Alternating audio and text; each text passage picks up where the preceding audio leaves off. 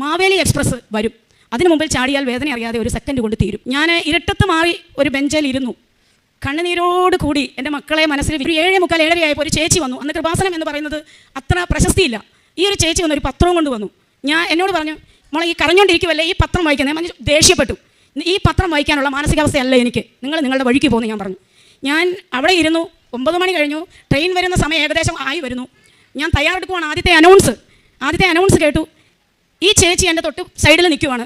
ചേച്ചി തൊട്ടപ്പുറത്തെ കസേരയിൽ ഈ പത്രം വെച്ചു.